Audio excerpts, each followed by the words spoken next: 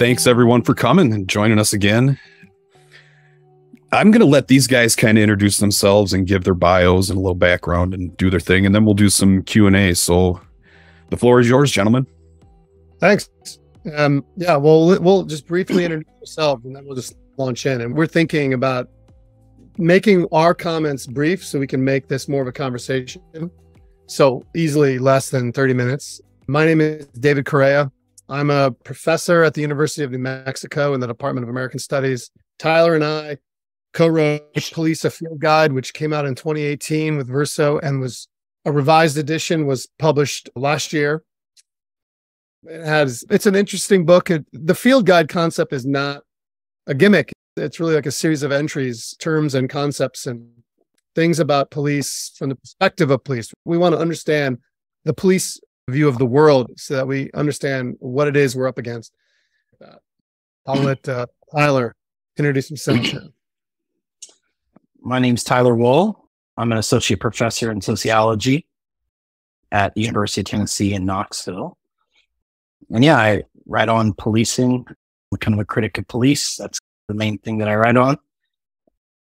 David and I did the Verso book, Police: A Field Guide, in 2018, like you said, but we also did in 2021 an edited book with Haymarket Books called Violent Order: Essays on the Nature of Police. So I'd recommend everybody take a look at that. There's a lot of other authors that write on the links between the environmental movements and policing and the television show Dexter, and so there's all kinds of stuff in there. So anyway, that's it. Dave, you want to? Yeah, I was thinking we wanted to do, so the title of this is Reform or Abolition. And if that's a question, then the answer is abolition and we're done.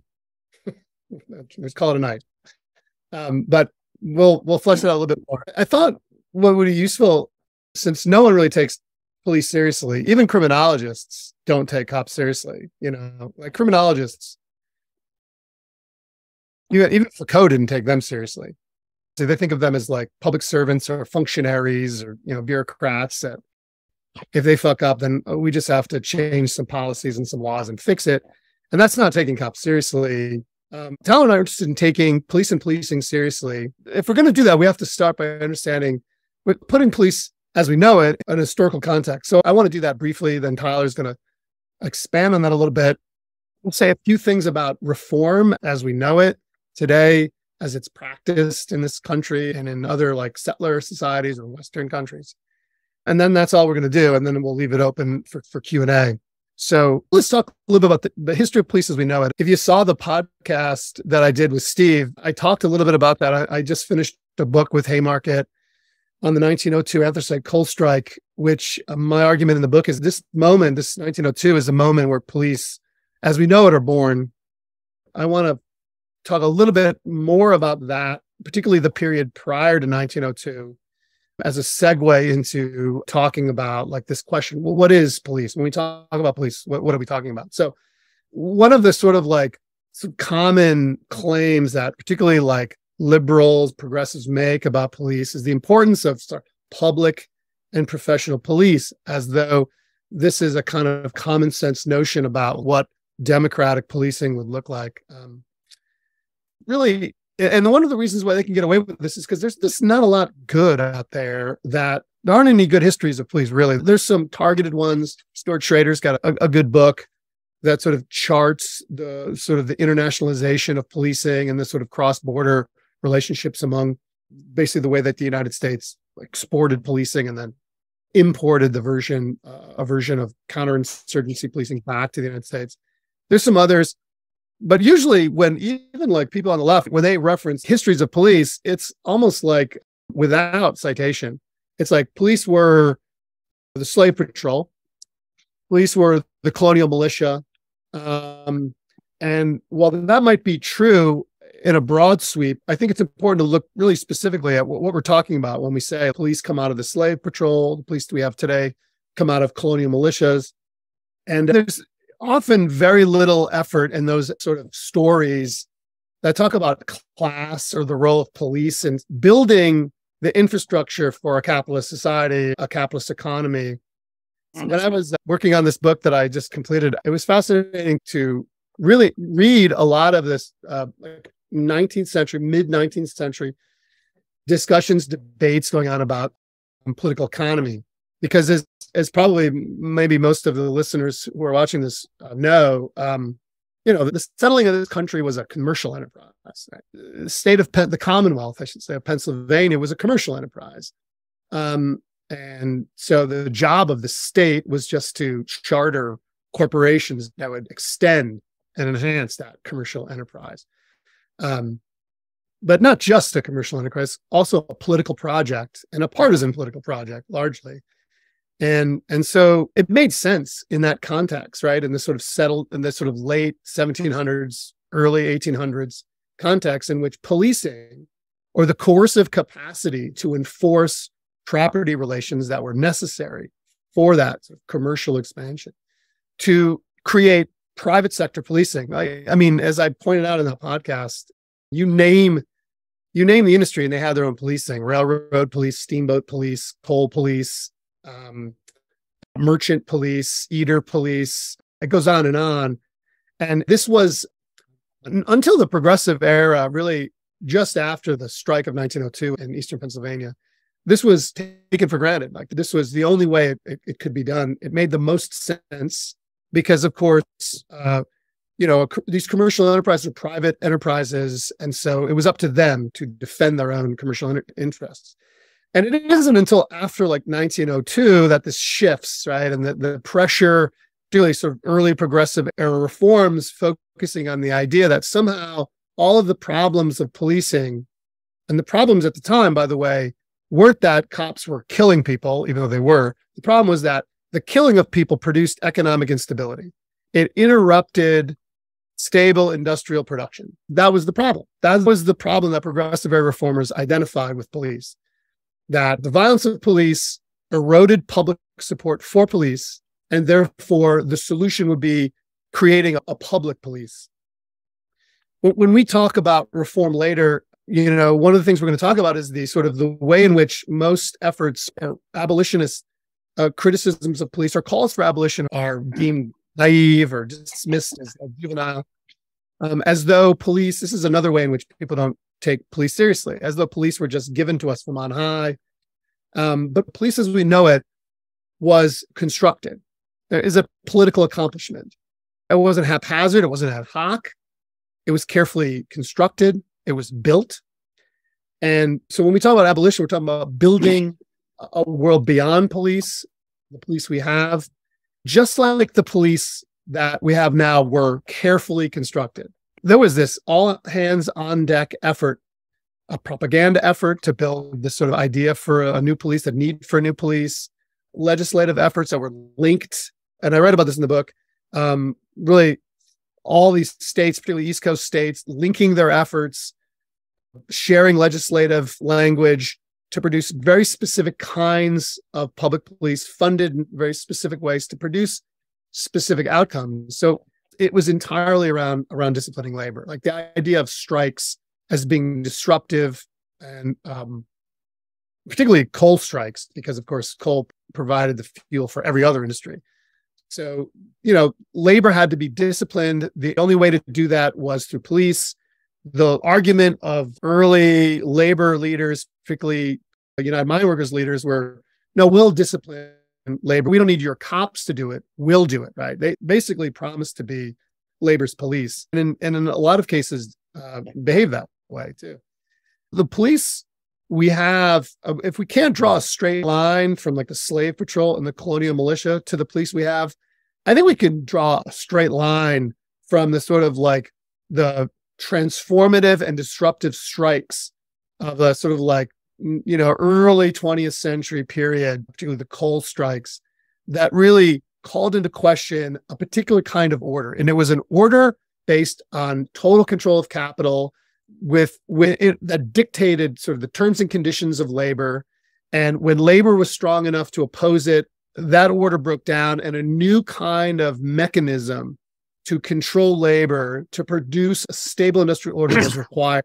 And that, in my argument, is the birth of police as we know it.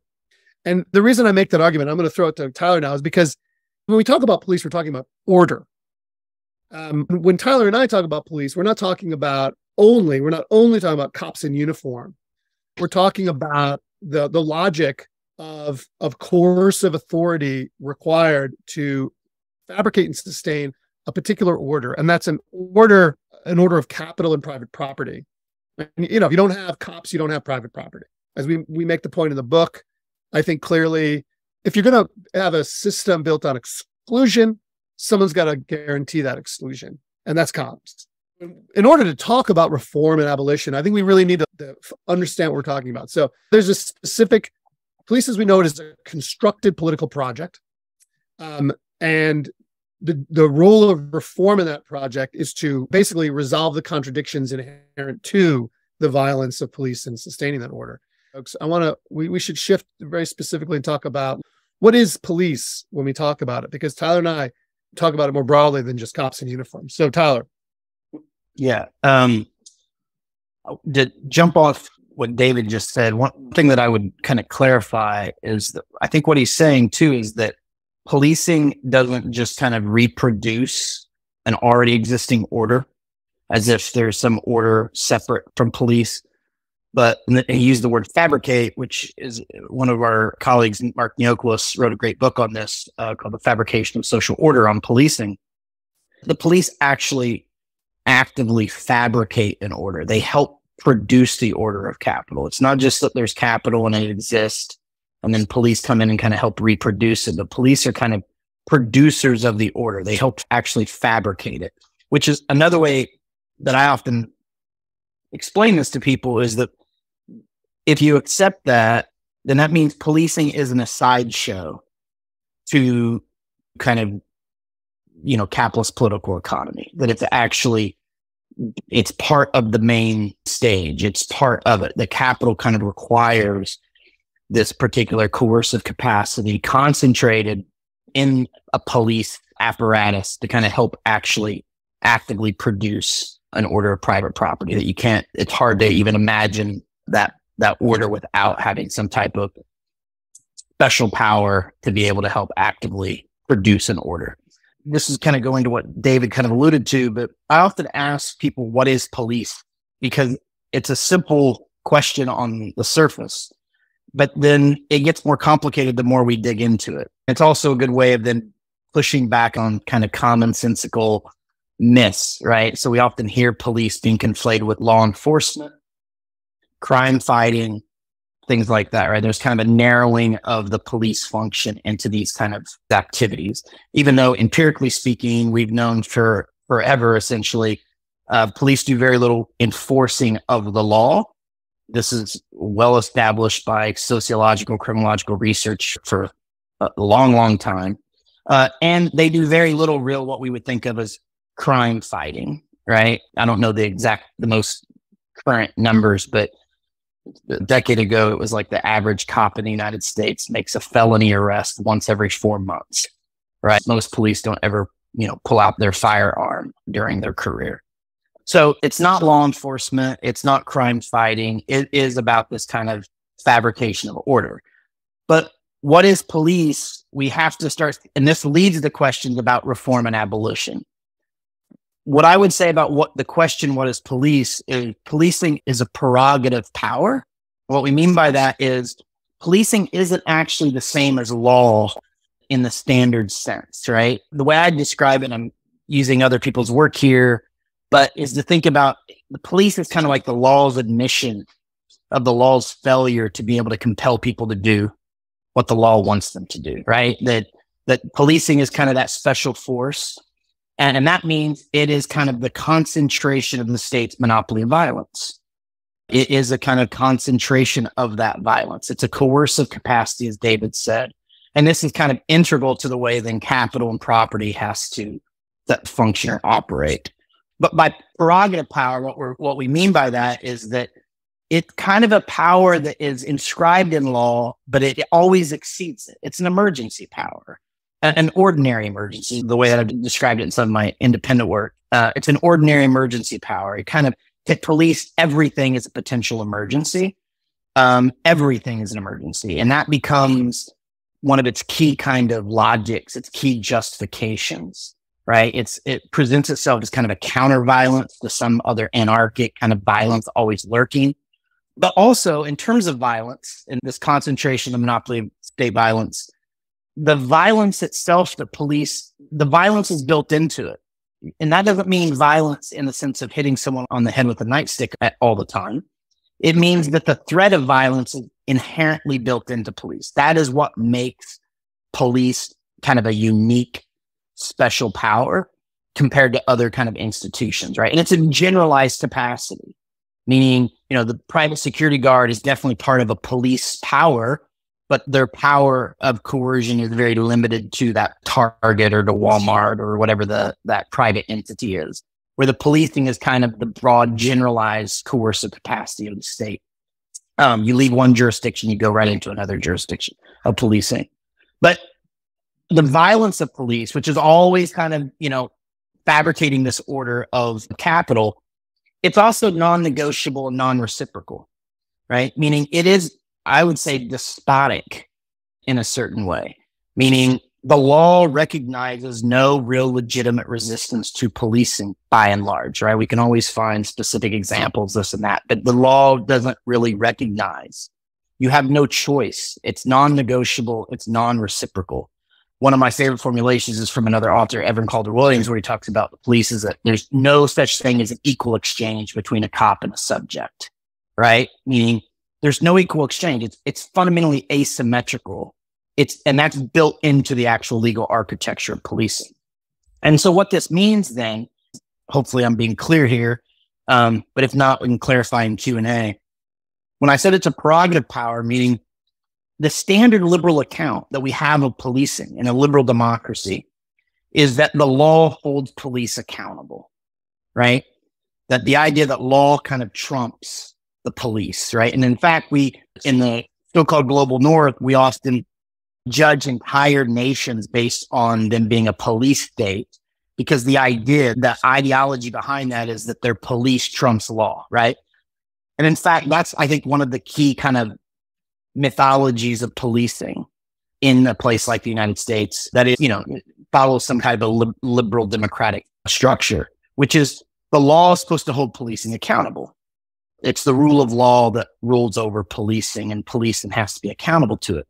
But if we think about policing in the way that we're trying, and the way we write about it in the field guide, is that if in fact it's a prerogative power that kind of exceeds law, what we're really, when I said it polices the law's admission of its own failure, that's a way of saying that the police power is actually not meant to be accountable.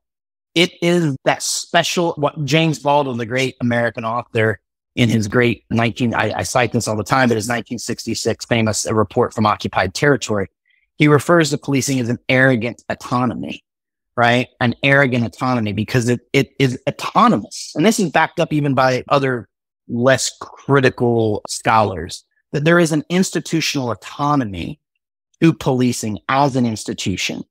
And that means the key question people always ask, how do you police the police? It's kind of an interesting thought experiment, because how do you police something that is not supposed to be policed?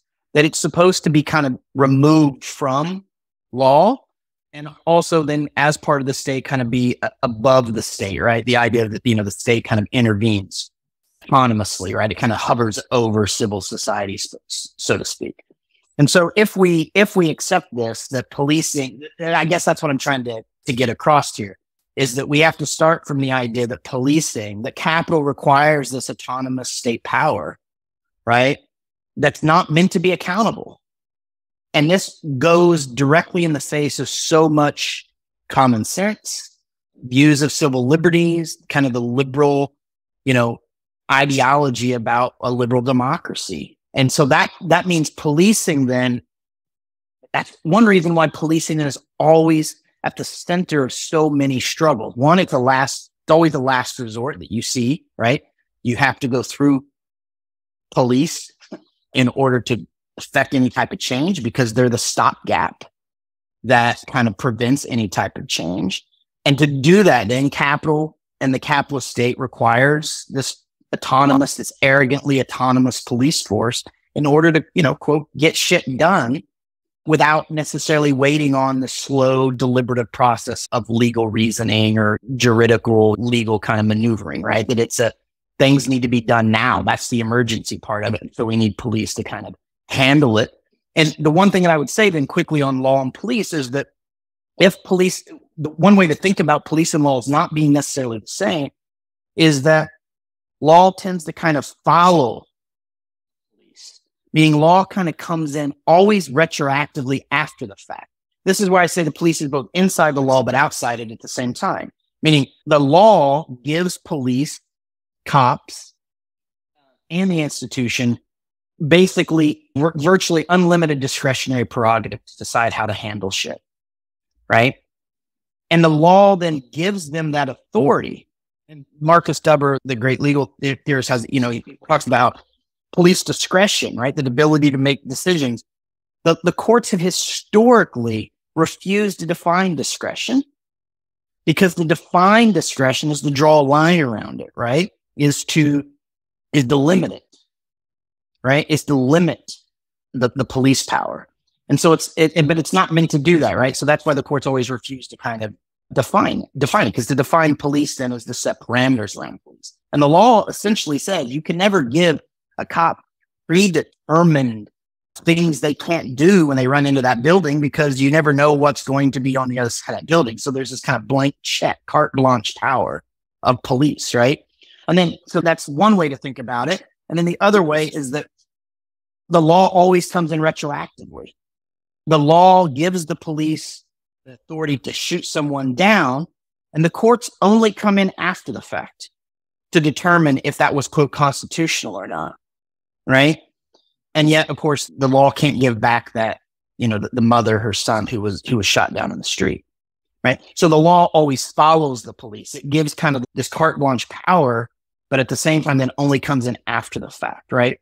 And so this is that emergency power that we're talking about, the prerogative. So where I would wrap up my comments is to say, if policing, this is what reform is trying to do on some level, right? Is how do you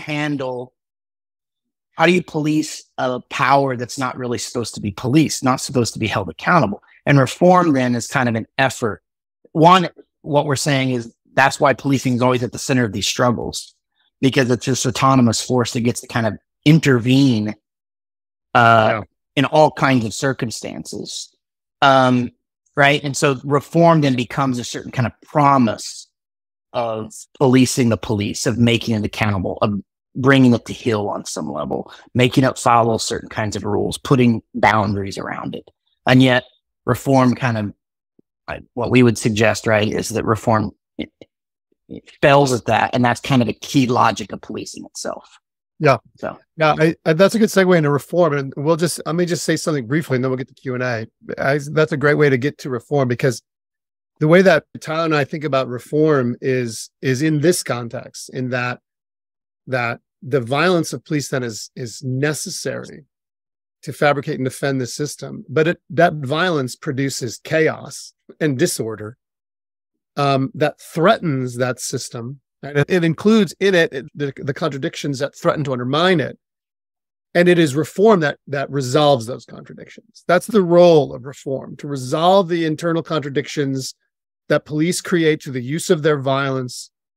Usually that it's the violence that is a sort of extraordinary, exceptional, shocking violence. In the podcast, I talked about James Boyd in Albuquerque, or Mike Brown in 2014, George Floyd. I mean, that threaten to really upend that discretion, that threaten to actually impose an accountability that can't be imposed. And that's the role of reform. That's the role of reform. And if we actually look at reform empirically, we could take examples, we could take specific cases. The results are always about shoring up legitimacy. And the aftermath is more cops, more weapons, and more capacity to engage in coercive activity. That's not like all critical analysis here. I mean, listen to cops and particularly Democratic politicians describing the problem, and that they will say straight up, the problem is a lack of faith in police. We have to, the problem is police community relations. The problem is not cops killing little kids. The problem is lack of faith in police because of this bad apple cop. And so although we don't want to, I mean, we could have a conversation about like types of reform. I mean, I think there's plenty of thinkers that abolitionists who talk about what they call non-reformist reform. If some reform robs cops of resources, robs them of weapons, robs them of personnel, then that's not the same thing as the kind of reformist, we're going to raise standards. We're going to give them more non-lethal weapons. So there are distinctions to be made, and we could talk about those if anyone wanted to, but I think we don't see reform as some sort of external factor or force operating on police. It's part of the logic of police. It's built into it, right? There has to be a way to resolve the contradictions that emerge from of violence. Because if you've had any contact with cops, you understand what Tyler means, I think, by, the arrogant authority. And if you've ever seen a cop use violence, it's just as arbitrary as any other use of interpersonal violence, right? That sort of shocking violence. And that undermines the authority that capital requires cops to have. And so there has to be some way to shore that up, to resolve that. And so that's where reform comes in. So I don't see any difference between cops and reformists, right? They're engaging in the same project. So I was just going to add, I mean, one thing to think real quick on reform, there's typical reforms, right? The standard reforms that are part of the police all the way back to the 1800s, right? Is that there's often controversy around police practices. And then there's promises of doing it better. And those promises are quite predictable, and they're broad categories. But essentially, typical reforms offer more training as the solution. And that training can take a variety of different anger management, how to communicate better, this and that. Education, that's built into the very logic of policing historically, which is we need more educated cops, and therefore we need to give them better education in service or university. That will make them better policing. Technology is another one. They need new technology. Why are police not doing a great job? It's because they're uneducated. They need more education. They need more technology, so they need more weapons or better communications, this and that. And one thing to say about that is often the reforms that were the promised solutions one day tend to always end up being part of the problem, the legitimacy crisis of policing another day. So classic examples, I've written on the history of the police dog. Your guess. But yeah, people don't think of the police dog as a reform, but it was historically promised as a reform. There's a quote from a cop in the 1960s, you can't call back a bullet, but you can a dog, right? And that's a reformist logic, right? That instead of shooting people, we can stick a dog on them, right? And of course, then we know May 1963, Birmingham, right? Bull Connor, and the image of the dog attacking Walter Gadsden, the black youth, then became this serious legitimacy crisis. But the police dog was reform, even though we don't often think of it as reform. Dave said tear gas. Tear gas was a reform. It was a non-lethal, less lethal technology. So it was a solution one day, and then it became rubber bullets that we saw really kind of come onto the national scene for many people during the Floyd Breonna Taylor uprisings of 2020. But rubber bullets they're a reform, right? And yet they're also then at the heart of the policing crisis today, right? So the solutions in the past tend to always still be the problems today. Yeah. Let's just go into Q&A. Yeah. This is a question from Cheryl Van Epps. How do we get working class folks to quit putting their trust into the police, authority figures who keep doing us harm and injustice? It's like what we've been so thoroughly taught that we must respect authority, experts, leaders is so ingrained into our heads that we forget the police brutality and criminal acts we see on social media, on our own streets, our own experiences. So much so we still expect to get a fair and just outcome when we call 911. How do we break the American public of this worldview? You want to take that? I'll take a stab. We obviously don't have the answers here, right? Because if we had the answers...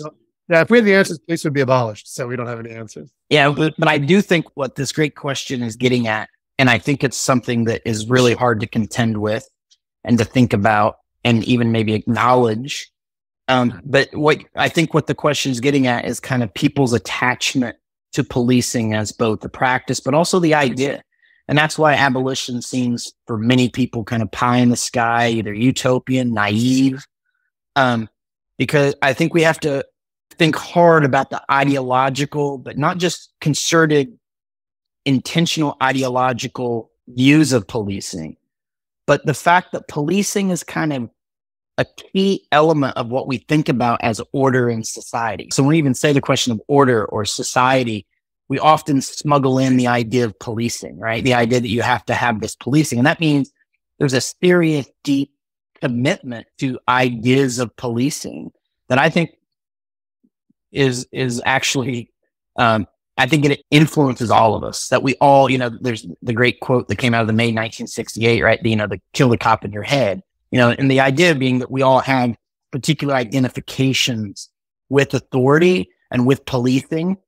And that is, I think, one of the fascinating things about 2020 and the uprisings is that there is a mass movement, unprecedented movement that really targeted the police as kind of key to the inequality built into our contemporary society.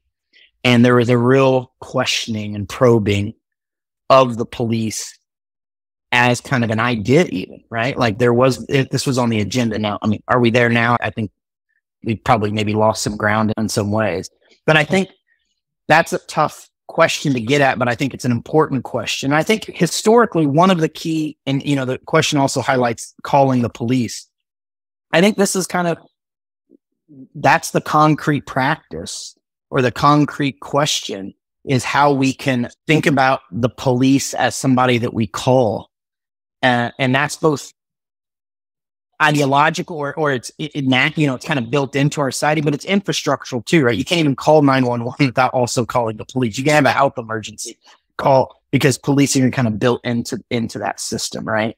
But I do think we have to have these kind of conversations with people. I always, when my kids were young enough to have babysitters, I always have a thing that I got actually from a book talk me and Dave gave, where some activists showed up and gave me some flyers they were, using to work with people in Washington, D.C., trying to get, it had a graph saying, think twice basically before you call the police. And it gives like a diagram to say, can you handle this problem on your own? Yes. Then, handle it on your own. No. Is there somebody that that can maybe help you do it instead of the police, right? And it was this kind of, it wasn't saying never call the police. It was simply trying to get people to think that we can handle a lot of problems on our own without resorting to calling the police.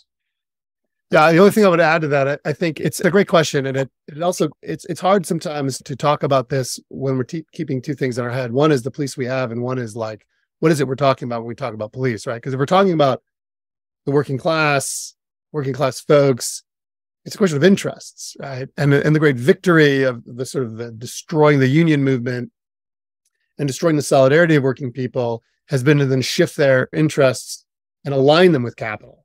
So that, and who's more, cops serve the interests of capital. And so if your interests align with capital, then you're going to call cops. And so where anybody, working class or anybody, sees their interests align with and served by capital, then police are not somebody they're interested in abolishing. Right? They want more cops. They want tougher cops. They want cops with more guns. Right? So I think the way to do that is to build a different kind of class-based movement.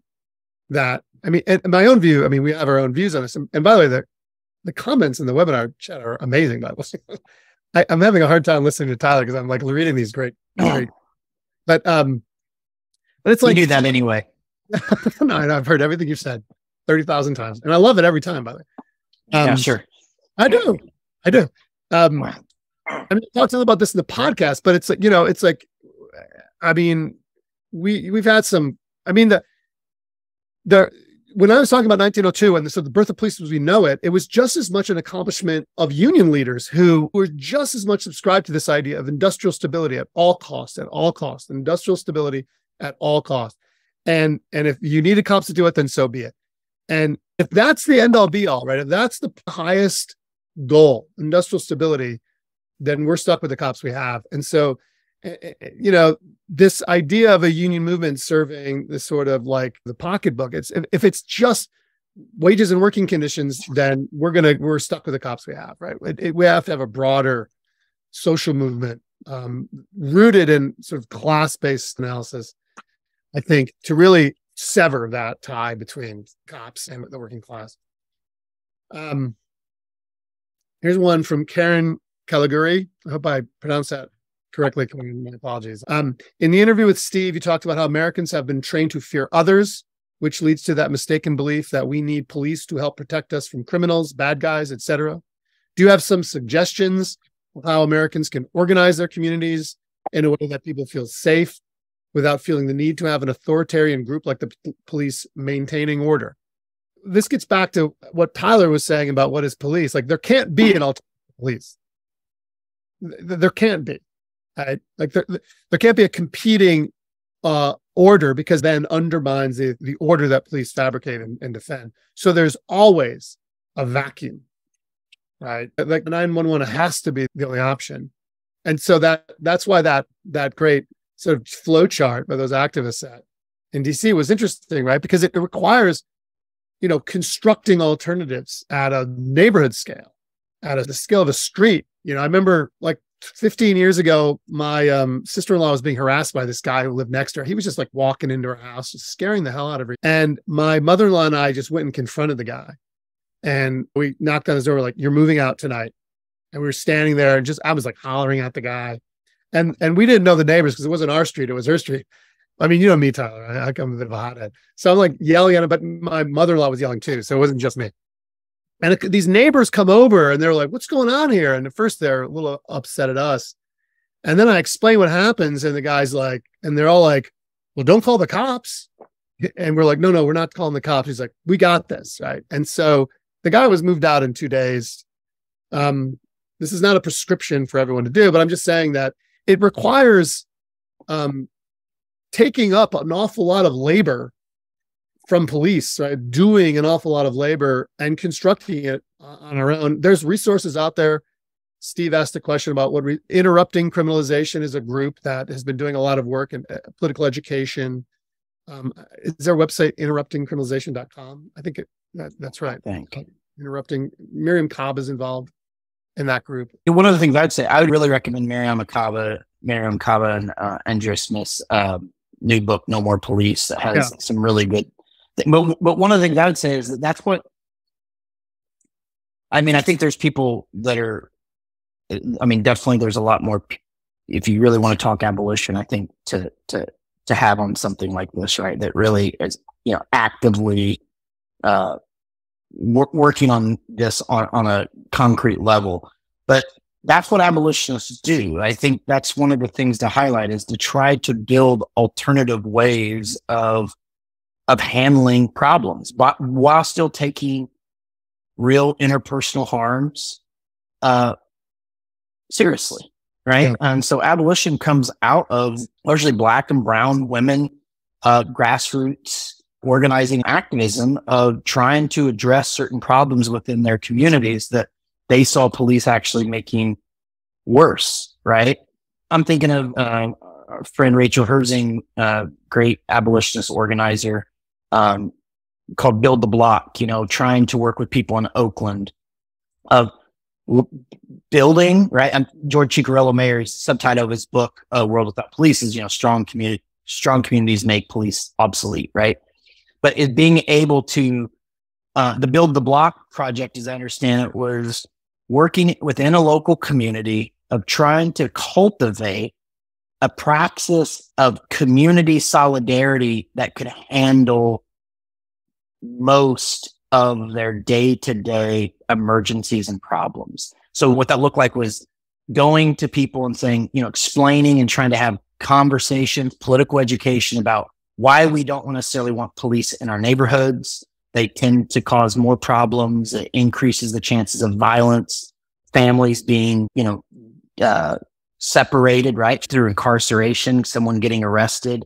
And then looking to leaders within the community that had particular skills. So there was an EMT that agreed to handle a lot of basic medical problems instead of calling the cops and 911, right?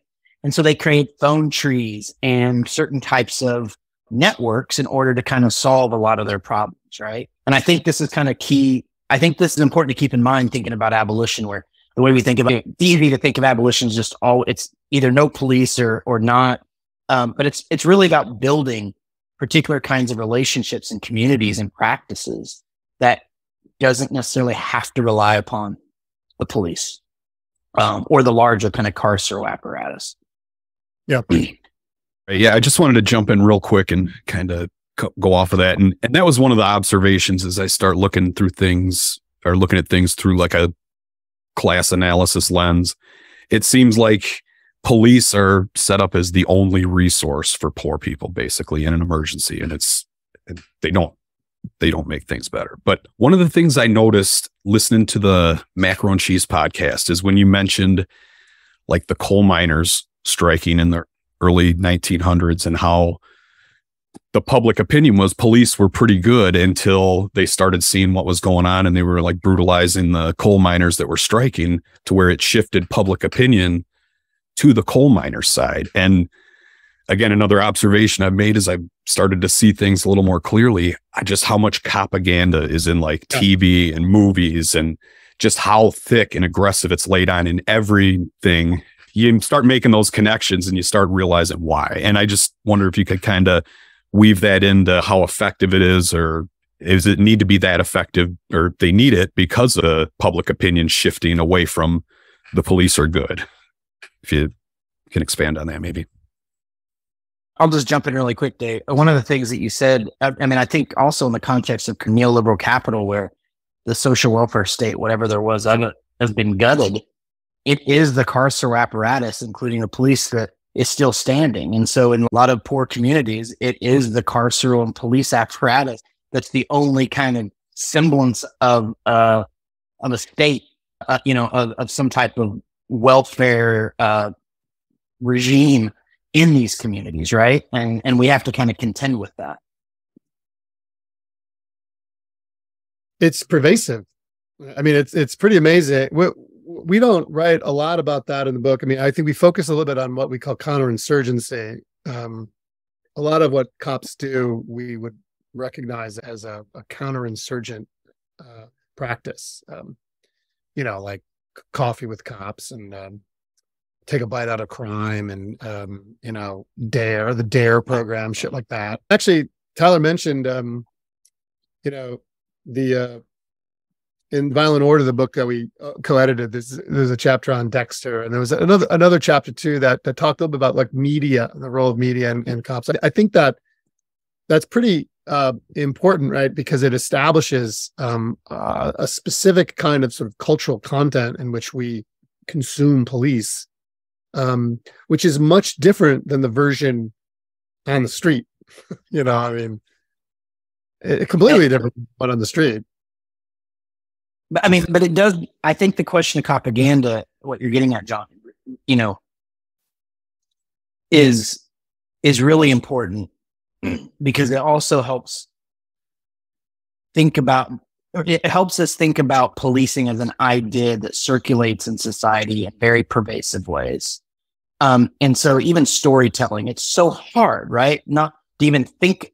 Even if you watch a romantic comedy, it seems like the police and quote crime, which then often signals towards police, is present, right? And even the most mundane kind of representations in Hollywood. Just a little aside, I've never told anyone that, but I don't know if you've seen the Nicolas Cage movie Pig. If anybody's seen that, the one reason why I love it, and I won't give any spoilers, but I mean, it's a very kind of weird, eccentric movie, but about restaurant workers, and there's definitely a kind of a class analysis built into it. But the whole time, right, it's about the pro premise, right, is these people steal a truffle pig, and the guy is living on this truffle pig, and he just wants his pig back. But why I think it's so interesting, one day I want to write something on this, is that the whole time it's starting to signal towards, you think as a viewer, it's going to go towards kind of like the Taken series. You know, it's like, you've taken my pig, now I'm gonna come and kick your ass, or I'm gonna call the cops and they're gonna kick your ass. And it doesn't do that, right? It's a movie that has no cops in it, but the whole time as a viewer, you think it's gonna go there, and it kind of subverts it, right? But anyway, I think propaganda should be addressed on two levels. One is like, there's a concerted attempt. I mean, there's a parallel here with military. And then there's books written, right, on the links between the military and Hollywood, and how, the military won't give even, certain technology to producers and directors unless they get to review the script. And there's definitely a long history of that. Police being consultants for Hollywood, and with explicit purpose of promoting kind of pro-cop representation. But then there's also that other thing about police. I think one reason why like true crime is so popular is because it's not just pure manipulation. There's a certain kind of identification with it. It's part of the very kind of narrative fabric of our lives, where there's a explicit, intentional, manufacturing of a kind of cop world, pro-cop world. But there's also this larger kind of, when we think about order, we tend to think about police. And then threats to that order. And so there's something also very kind of diffuse about it too, if that makes sense. Yeah, absolutely. And it's just like, I didn't watch TV for a while, and then I kind of would put it on in the background, and I was just blown away by how many CSI Miami's, NCIS, Law and Order, another 40. There's like a million cop shows, and it's like all to paint the police as this, honorable, moral code and all this other stuff. And it's crazy just how much there is. And I don't know. Let's get moving on. Sorry about that. Yeah. Go ahead. You can reply. And also even the stuff we might think of as like critical, or, something like The Wire or something, also trades in this familiar, like, it's the job, this sort of the individual cop burdened by the system, trying to fight both the system and crime, right? And so it does position cops as like these honorable and figures, and even in The Wire. So I mean, it's everywhere. No, I agree. I tell people the most accurate representation of cops in like TV and media is like the cops on The Simpsons. Yes. All right, we're moving on to Jonathan Cadman. Go ahead and unmute your mic, buddy. Hi. We corresponded, of course, but pleasure to make your acquaintance in person. I have a great interest in this topic. I did read the book, but it was short, so I took the liberty of rereading that book that I told you about in preparation for this, which honestly, like, the thing that strikes me is the degree to which a lot of this did start, as you described in the podcast, in the private sector. And there was a process probably around the time period you described of beginning to insource these things into the public sector. But as you pointed out in several little entries in the field guide, that hasn't diminished the private sector. There's more security guards out there now than there have ever been in the past. And many of these same organizations remain around. Pinkerton and Burns have merged and are part of Securitas. And I wondered if you talk about how private actors are instrumentalized by these quote unquote public police forces, not just security firms, but also civic organizations. Back in the World War I era, you had the Liberty League and the American Legion. And today you have these sort of misinformation organizations that are handing lists of people to the FBI to hand to Twitter, and so on and so forth. Yeah, that's an interesting question. I wonder what entry you're thinking of. The revised version, we wrote a few entries that really got into this a little bit more than in the 2018 one. And I'm thinking of like, we wrote there's an entry in the new version called Data Center that I think gets at some of this, the privatization of policing, but it's a different iteration of it, and it's something that I was really spending a lot of time at the beginning of the pandemic investigating after the Blue Leaks hack.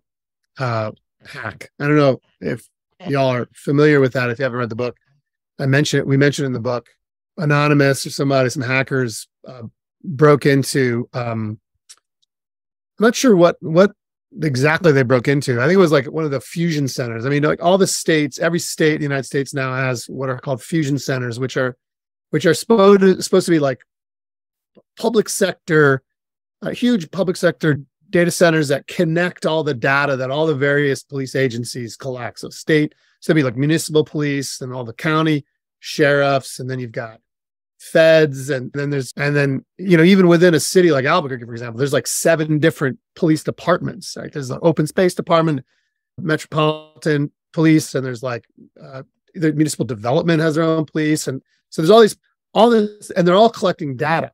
And they're all and then there's all these private firms that are producing. They're selling to cops, like vendors, private vendors, selling machines to cops so they can capture license plates, they can facial recognition, videos that then they're stitching together so that, like in Albuquerque, for example, hotels and restaurants and retail establishments connect their video to the real-time crime center, the police, and the real-time crime center is then connected to the fusion center in Santa Fe. And so when Blue Leaks dropped, I mean, this was like data from every department. And the thing that I noticed, which I thought was fascinating, was the way in which, and I don't know if this is the right phrase we use, correct me if I'm wrong, but we call like cops are now like like Silicon Valley drug mules. That's basically what cops are. Like there's like 7 or 8 private vending firms selling cops various different devices or machines to capture data, but then they're holding that data on private servers that cops can access. But those private firms like Celebrite, for example, for like social media, they're harvesting social media data for cops. You have firms that capture license plates, facial recognition, all that stuff's private, right? So that cops are basically just collecting data for private firms that are then monetizing that in all kinds of ways. And so the actual, it's almost impossible to really define policing now because of the extent to which the information that cops collect finds its way everywhere into these private firms. If we're going to talk about police, I would say probably the most sophisticated police agency in the United States is the Target Corporation, who has the most sophisticated police labs that hires FBI and local police, and then just gives that resource to local municipal police departments, seeding local municipal police departments with funds so they can create little mini arrangements among retailers and hotels and like neighborhood associations who will convince their members to connect their Ring cameras to the police real-time crime center, so that shot spotter, so they like capture. And by the way, none of that, I mean, like, if there's one good thing some criminologists do is point out how worthless all this stuff is. If the goal is like crime fighting or like public safety, it does nothing. It doesn't do anything for any of this. It's just very expensive, and then connects cops to these private firms to produce data for them. So that, like, in other words, policing now is this enormous activity that involves huge numbers of unknown private vending operations. It's not like the Pinkertons anymore. It's like tiny little operations in like Austin with server farms holding enormous amounts of police data, trying to figure out ways to monetize it. So that's this sort of interesting thing that I mean, we knew they were doing this, but the extent to which this is happening is, the Blue Leaks leak was fascinating, and reporters didn't give a shit about the Blue Leaks. I mean, just The Intercept wrote 4 or 5 articles. Some of them were pretty good. Nobody else gave a shit about it. It was fascinating, the extent to which the most sophisticated data collection machines and software programs are in the most like the tiniest little departments. They don't even know how to use them and what to do it, and just totally turned that over to the private sector, who just are using police to capture data. So this is like really fascinating a way in which policing now, like even the anarcho-capitalists of Silicon Valley love cops because of the way in which they serve their needs to acquire more data. I almost don't even know where to stop when talking about this because it's kind of bizarre, but also really sort of amorphous in its role in reinforcing the authority of police because cops like they'll produce. I mean, this is money producers. Like local municipal police department is a source of revenue for the private sector. I have a question from Jules and also something that's going on in the chat. Well, let me read Jules's question first and then I'll add to it. So how do we get past reform and get to abolition when, as you mentioned on macro and cheese, if we abolish the existing institution, all the cops just become private militias hired by the wealthy to continue their arrogant prerogative of protecting capital. And we're left without protection from that. I wanted to add to that, people are talking about this idea of the private police. We're looking at that in the intelligence community, privatization of military internationally and intelligence, but also people are talking about the cameras outside of stores and in restaurants. And Jules said the option to connect storefront cameras to the police network is up for a vote in her town. And I also wanted to ask you, and I'm sorry I'm going on, but in some of the TV shows about England, they always have the CCTV. Those cops can cover every inch of their city, and it must be a combination of private and public, I assume. I'm told by a British friend that it's true that they have that. It's not just fictional in cop shows. But do you know anything about that? Is it legal? We talk a lot about financial information that they're sharing with each other, private, public, but is this like, pick something and answer it? Yeah. Tyler? I was just going to, I think, address what was Jules' question. I mean, about abolition. How do we, get past reform into abolition? But I think what I would say to that is abolition is not something that just happens in the future. Right? Like, if that makes sense, that abolition isn't something that is just in the future, right? So you have a lot of people like, oh, I'm on board with abolition, but not today. Once at some point that'd be great. But so abolition, it's not something that just happens in the future. It's something that you practice. You try to practice now and build now, but it's not something you have to wait for. Right?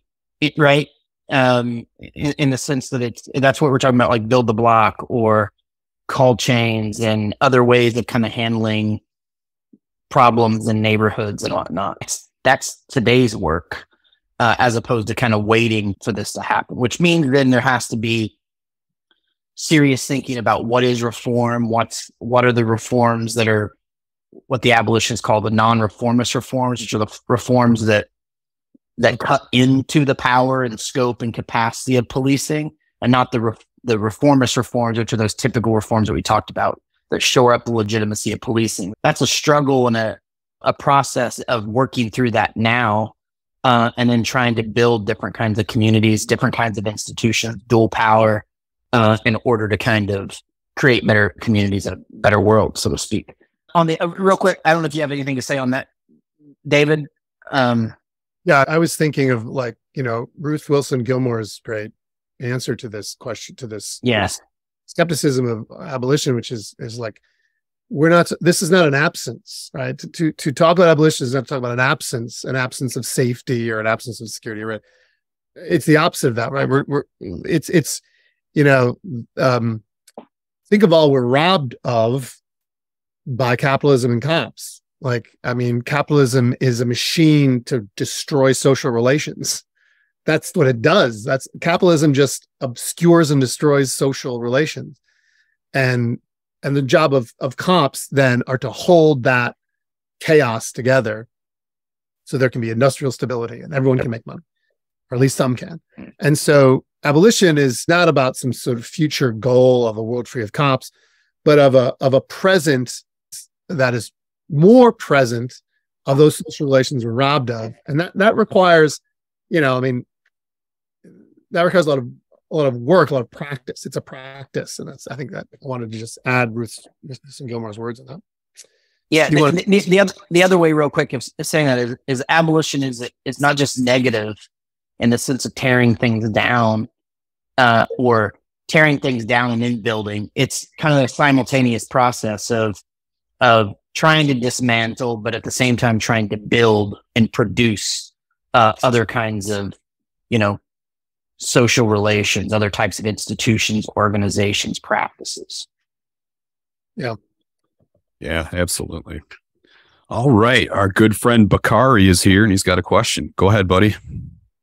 Hey, thanks a lot. I think my question's already been answered. I kind of want to just maybe then while I have the floor, I think that abolitionism is something that, just do that independent of the other struggles around decapitalizing the society, providing resources for people, talking about what modern money theory means in terms of the government spending money to shore up the deficits in the economy, housing, food, healthcare.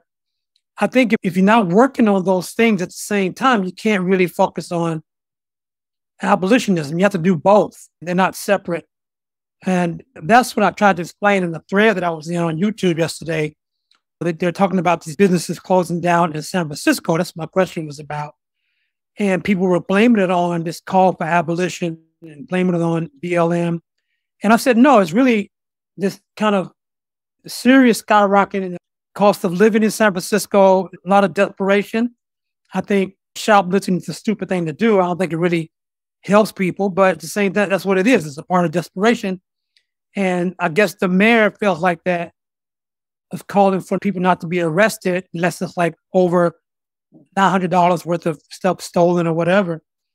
And, that's not a solution. It's just really, you got to talk about people being desperate economically, financially, not having good jobs, dealing with drugs, dealing with other kinds of issues that you got to address while you try to dismantle abolitionism. So that's not really a question, but that's just my input.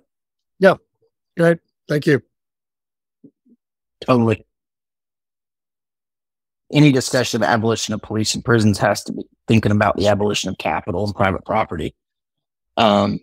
And it's not a coincidence that that was exactly the way that Marx and Engels talked about it in the Communist Manifesto about they actually used, abolition was a term that was very much a part of their lexicon, right? The abolition of kind of existing property relations. Damn right.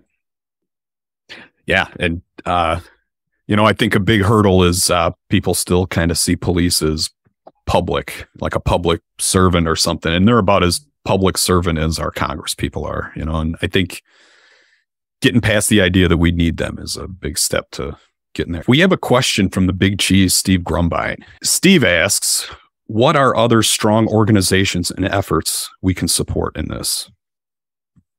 Well, I mean, the effort to stop Cop City in Atlanta would be a current campaign. I think we mentioned interrupting criminalization, which is, I think, a really an important effort to combine like political education with like practical efforts to build alternatives to police.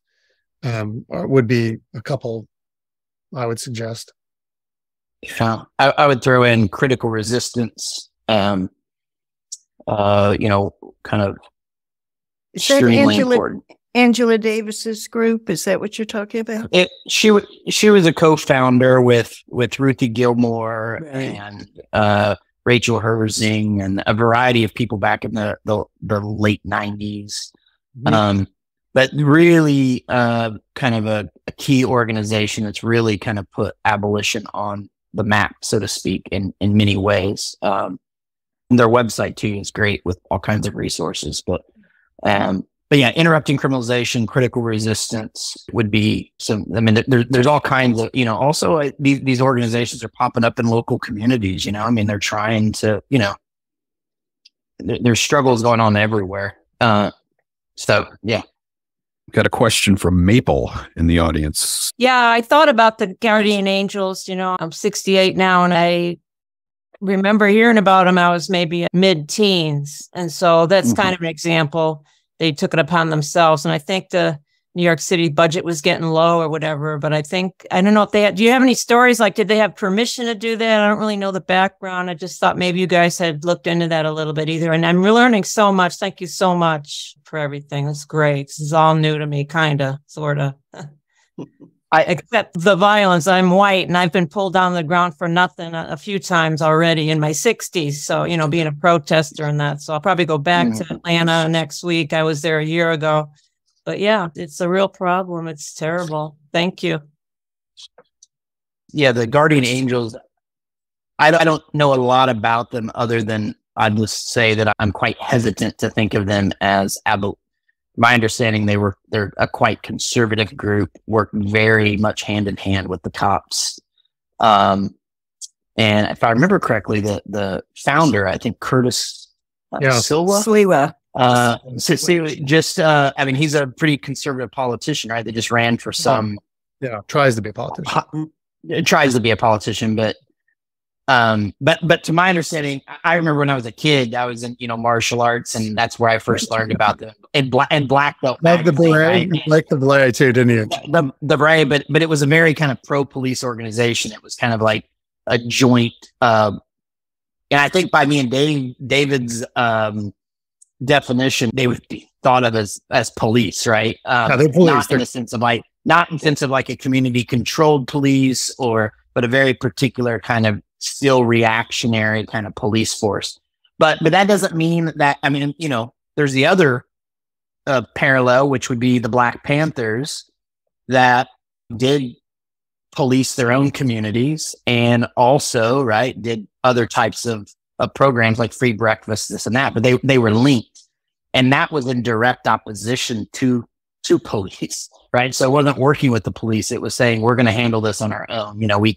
We can set up some type of other apparatus or practice in order to kind of handle community problems without relying on the capitalist kind of state. So the Panthers were patrolling the police. Right. Yeah. They were I think totally. The Guardian Angels, it's an interesting case and it's a good question because I mean, if you look at, all this talk about Albuquerque, for example. I mean, Albuquerque has a long history of militia activity. It's always been cop adjacent. It's always been, staffed by cops or former military. It's never gone away. It emerged again in like 2020 during the uprising after the murder of Breonna and George Floyd, and it's the only sort of like parallel armed group cops will permit, right? Like the Panthers weren't, like, they were targets of police because they were refused to be enrolled into the police project. So groups like Guardian Angels could only exist because they had the consent of police to do it. It's like every police department has people whose job it is to sort of like build those sort of like relationships with community groups to do like community policing. Well, neighborhood watch, right? But it can't occur outside of the sort of the consent of police, because then it's a challenge to the authority of police. I mean, we don't Tyler and I love Walter Benjamin, and I mean Benjamin's like argument is like, all law at its first instantiation is against the law, right? So like any challenge to the authority of law is to be just destroyed. So like the Guardian Angels fit within the sort of like logic of policing. I mean, you could think of like in Seattle, like in 2020, when they tried to set up that like police-free zone, they were just constantly under the assault of police, and there's no way to build that kind of like formal, organized, particularly armed alternative to police without finding yourself targeted by police. We've got Cheryl Van Epps wants to ask a question. Go ahead, Cheryl. Hi, David and Tyler. Thank you so much for speaking to us tonight. On Facebook, a Dutch friend shared with me how their police had to account for each and every bullet they shot after a non-lethal shooting. Has any of our major cities or communities looked into how the European countries do a much, in my opinion, better job policing and how they hold their cops accountable? Thanks. Yeah, there's a lot of examples of it. I mean, but I think even in that example, it's like, where did your bullet go? Well, it went into the body of the person I killed. So now we know where it is. I mean, I don't want to be flippant about that, but yeah, we've seen a kinder, gentler version of the police we have, but I don't the kinder, gentler version of the police. Or I mean, let's put it this way: most white people in this country live in a world that, for all intents and purposes, doesn't include police. They don't see police. Police don't show up at their house. They don't ever really have to call police. They're not tailed by police or pulled over by police. Like for them, police is not a problem. Like they have the kinder, gentler version of police. And so if that's one of the sort of victories of reform, which is to establish the goal of like just less violent, just let's take the hard edge up like that, as if that's the problem, like as if the problem is we want like if the grinding daily violence and harassment of police is a 10, let's just dial it down to a 5. And are we all happy now? Like maybe some people will be very happy with that. But that's still, that doesn't undo any of the sort of the purpose and role of police in society that we've been talking about. And so, but at the same time, like in 2014, after the police murdered James Boyd, and I was working with a lot of organizers on the ground, and I was spending a lot of time with family members of children, of like parents of kids who'd been killed by cops. And it's like, their goal was like, can we just stop the next person from being killed? Like they had a very practical, pragmatic goal. It's like, can we just save one life? And that's important. That's not like unimportant. Like that is important. And so, and that's, I think, about the sort of non-reformist reforms. So like, Cheryl, that question is important in the sense that like, okay, well, what are the proposals that are going to get us there? And if those are proposals that reduce the ability of cops to kill, to brutalize, to harass, then okay, let's support that. We should support that. It's not the victory we're looking for, but anything that shrinks police gets us closer to that victory. So yeah, I think that if that's the context we're talking about, then that's really an important one. Yeah, I was just going to add too that, I mean, it is true, right? That police in the UK, for instance, don't kill near as many people as the police in the United States do. But the police in the UK still predominantly arrest and harass the poor. And that's racialized and classed. But, policing historically, the way that it operates is it predominantly focuses on the poor and the working class, no matter where you are. That's kind of like a generalized quality. All you got to do is go to the jails in any other country, and what you find in jails are predominantly poor people. And so in the US, there is increasingly focus, or there's always historically been focused on the police killing of people. And that is, like Dave said, it very important. But then often this discourse gets entered, well, we could do policing like they do in Europe. Same as kind of like the US, Canada, it's like, totally, we frame Canada as so much better, but then we forget it's like settler colonial history, the fact that the police there also predominantly focus on indigenous people and the poor. So it's not just about direct lethal violence. It's about kind of that administering of order, a class order. Yeah. Okay, we have another question from Steve Grumbine. How do we avoid creating libertarian warlords It seems, going back to the dissolution of the Roman Empire, chaos and death ensued, followed by warlords and such. Is this just propaganda, or is this a real thing to concern ourselves I with? don't even know where to begin to answer that question. I know. Well, yeah, it's the Roman Empire, so you've got a lot of time to fill in. We asked that question at 8:30. I mean, it's 8:30 my time. Wrap it up in 1 minute, Tyler. Answer that question. I don't know how to really get at that. I guess exactly what you're meaning by like libertarian warlord. I'm interested in that. Sorry. No, I just think he's referring to like the idea of abolishing police. What would be left behind, or what would fill its place, and I mean, or something like that.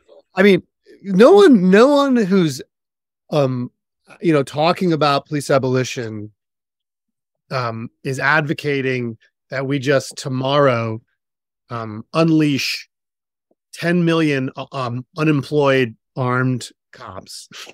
That's not anyone's idea of a good idea. Yeah. Unless they're a libertarian warlord, I guess. That would have an army available to them. We've actually got Steve Grumbine here. He wants to elaborate. Go ahead, buddy. Hey, so what I'm trying to get at here is not obvious, because I had the pleasure of being in the interview with David. So I'm actually further ahead than maybe that question read. What I was trying to say is that in terms of like signals that things are starting to happen, obviously we saw before the police, you had the private police that work with capital to begin with. And the idea of, you had already said it, or somebody said, a couple of people said it actually, and that was that, I believe you even said it, was that, you get rid of the police now, and what do you end up with? You end up with private police if you don't make all these fundamental changes. And obviously the idea is to get rid of capital, but these are big, lofty things when it comes to that stuff. And I'm all in. There's like zero resistance here. Let's do it. But my question is, we can't even get basic things passed. So this is like a fake Congress, whatever you want to call it. I mean, it's not even real. So to me, I keep saying to myself, short of revolution, how do you bring these things to bear? And if you do bring it in chunks, back to what Bakari was saying, I think Bakari had some really great points. And you had said that also in the interview, that without doing away with private property and fundamentally taking away that destitution factor, there's going to be these problems here. And one of the things that I have seen, and I think we've all seen, is private police, private mercenaries going on. We even deploy them in quote unquote police actions around the globe, private kind of militias and stuff like that. So I guess my question is, how do we guard against? It's one thing to abolish. I'm down 100%. Let's get rid of them. But within that space, how do you go about not letting the pendulum swing too far? I'm watching, just full disclosure, I'm watching the splintering of the left. Fancy that, right? The left splintered. But I'm watching the splintering of the left as a result of everything from ivermectin down to XYZ. It doesn't even matter what the issue is. There's an entire group of people that find themselves taking positions that allow for that libertarian paint to just ooze through. And my fear is that we don't have the ability to put the brakes. So once you abolish, you start building these things, what keeps the pendulum going from the other way? And then what do you do? This is not a whataboutism thing. This is me genuinely playing that out so that I can be ready, because I want to be involved. It may be misguided. That's why I said, is it propaganda? No, I think, I guess that's why I at the end of the podcast, we were talked about, like union organizing, which is not to say everyone go join a union, because you can't. The law makes it very difficult to do that. But rather to say that, like, there has to be the only way to make this sort of these kinds of transformations, is through social movement struggle. So there has to be a mass movement of people that are pushing this. I mean, Tyler and I were talking about this before we wrote the second edition, which was in the first edition, no one was talking. I mean, the abolition well, I mean, I was in meetings with the most radical people in Albuquerque. When someone talked about abolishing the police, they were just shouted down. This was in 2014. And then by 2020, this was millions of people in the street calling for the abolition of police or the defunding of police. This was both of us were like really, I mean, I was shocked at how that sort of like the language of abolition had taken hold. And then, of course, immediately we knew what the backlash would be. There would be this enormous backlash. And of course, it had happened.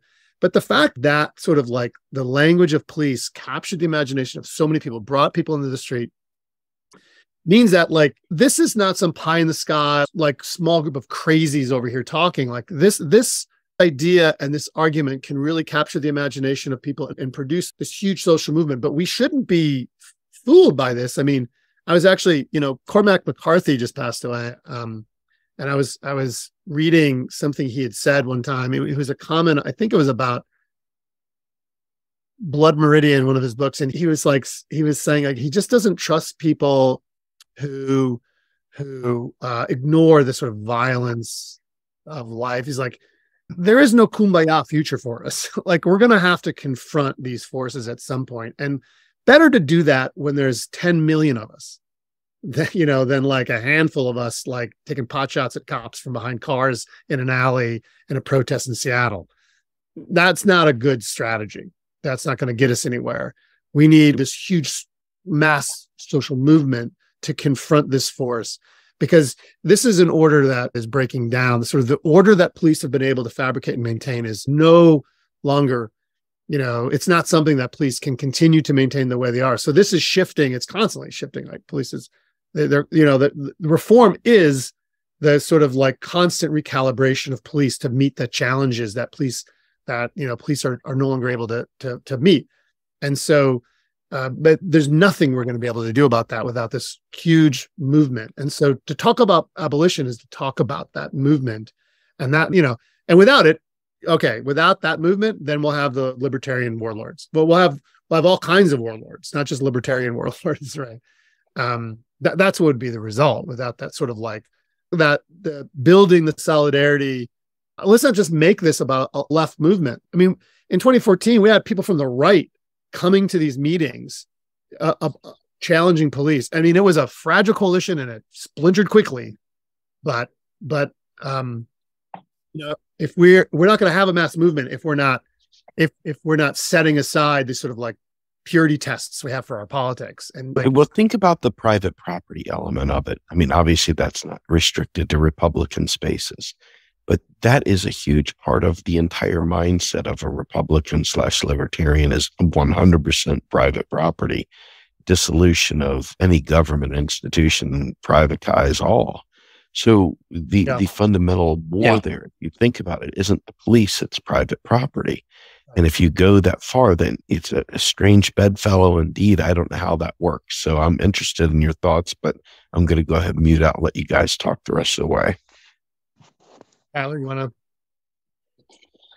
No, I mean, I think what you said, I mean, I appreciate the question, Steve, and the conversation. I think it is about it is that question of private property, but I don't know if you can have that without police, which again leads me to this,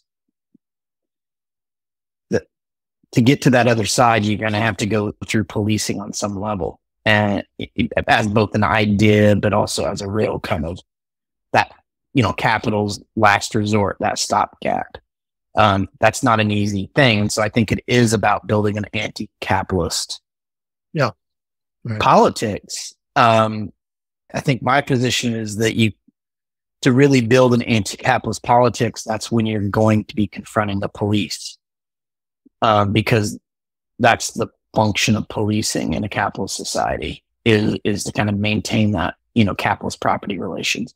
And then on the other thing with I don't know if this really addresses your question, but Matt, and I listened to your podcast talking about your libertarian, the past, is that I think this is where the critique of capital really is important. Whenever I teach police class, if you don't throw in a critique of capital and the broader kind of economic relations, I learned this the hard way. It was often the libertarian kids that were coming up to me after class, really digging my critiques of police, because they saw it as sometimes kind of they didn't necessarily oppose police, but they opposed like the militarization of police, which is a discourse that very much it comes out of the right libertarian movement, right? And so, I realized that, I knew this, but, it's easy to forget when you're in the classroom teaching that you can critique the police and then you get the libertarian students that actually really like it. And then you have to, the way to kind of counteract that is to try to bring in the discussion around private, the question the private property, and then the police's kind of position within that larger kind of system.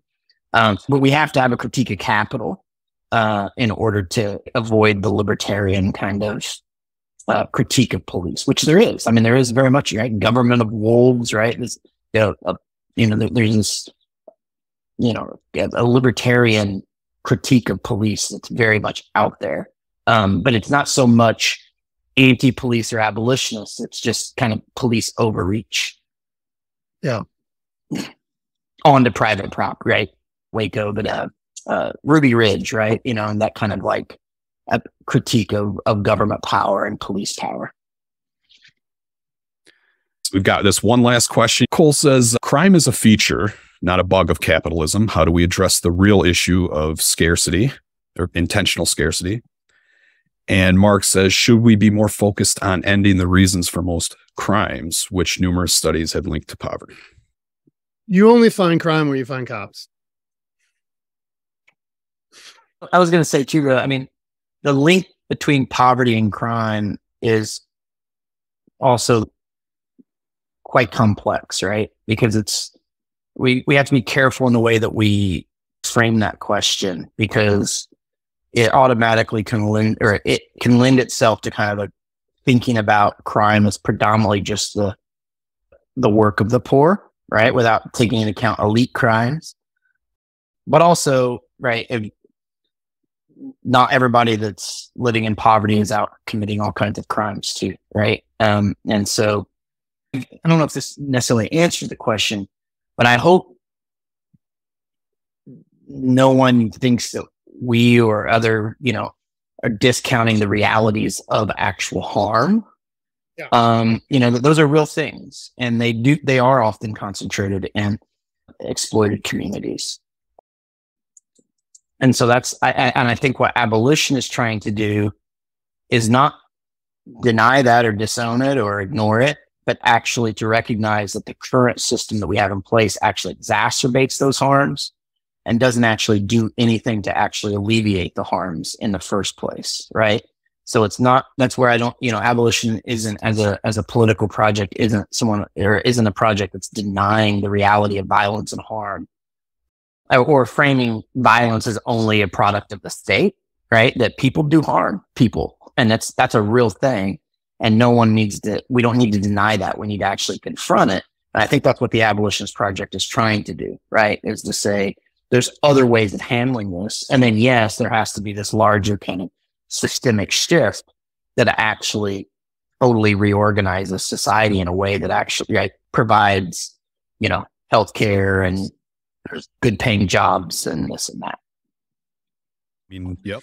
If you starve communities of resources, you're going to create theft and petty crime and that kind of stuff. And again, that goes back to what you guys said about having to have that analysis of capitalism and bringing that into the conversation, because it all connects. So what we're going to do is, if you guys want to let everybody know where they can find you, where they can find your content, and we'll close you out and get you out of here.